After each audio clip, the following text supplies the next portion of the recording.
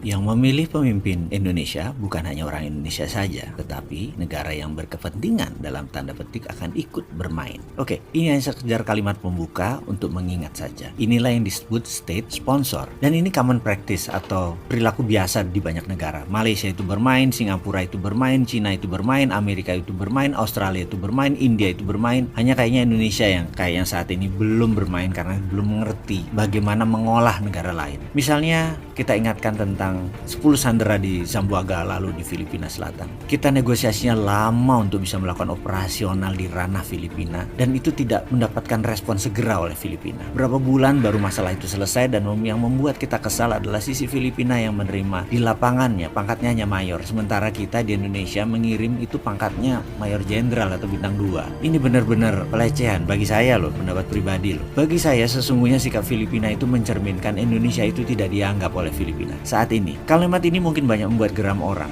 Kok bisa Indonesia tidak dianggap oleh Filipina? Tetapi banyak sih yang pejabat mungkin karena tidak mengerti, jadi menganggap biasa-biasa aja hubungan dengan Filipina. Tapi tidak bagi orang memahami bagaimana tata negara yang benar. Jadi saya berani mengatakan bahwa Indonesia itu tidak dianggap oleh Filipina. Kita mundur sebentar ke zaman Pak Harto waktu berkuasa dulu. Bandingkan dengan peristiwa pembajakan Woi Lah yang mendarat di Don Muang, Thailand. Indonesia diperlakukan beda oleh Thailand waktu itu dibandingkan dengan Filipina sekarang. Dengan reaksi cepat Pak Yoga, Pak Beni, dan Pak Harto dalam waktu 2 jam sudah mendapat clearance izin dari Menteri Pertahanan Thailand dan Indonesia bisa mendaratkan pasukan di sana dengan full battle suit dengan menggunakan baju dan perlengkapan perang yang lengkap. Pronto, segera. Sebentar, sebut intermezzo ya. Saya mau memberikan pelajaran pengingat bahwa ada istilah militer kalau berkenan ya. Begini, sebuah negara tidak akan mengizinkan tentara negara lain masuk ke wilayah negaranya dengan full battle suit. Tidak boleh masuk sebuah negara dengan menggunakan baju perang karena itu bisa diartikan adalah okupansi atau penaklukan. Jadi, kalau masuk tidak boleh pakai baju perang atau bawa peralatan perang, harus pakai baju harian biasa atau sipil. Dalam kasus tentara Indonesia di Filipina, kita itu harus copot ornamen perang kita dan kita jadi swasta di sana.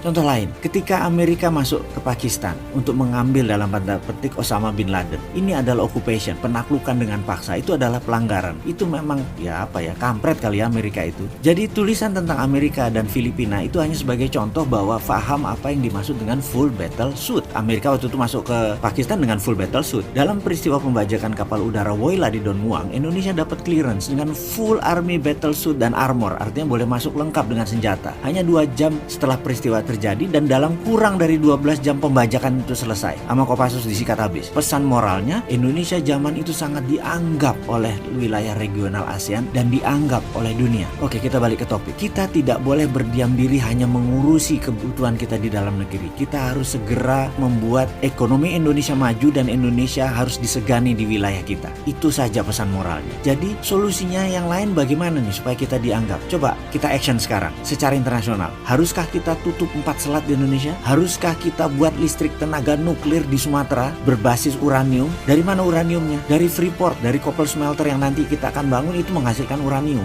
Itu bisa menjadi bahan baku untuk proyek listrik tenaga nuklir di Sumatera. Bahkan belikan listriknya itu ke Singapura atau ke Malaysia. Mereka butuh listrik. Atau ada cara lain yang lebih positif seperti Gajah Mada waktu menaklukkan Nusantara dulu. Pertanyaannya sekarang, ada nggak sih yang berpikir tentang bagaimana supaya membuat Indonesia dianggap oleh dunia?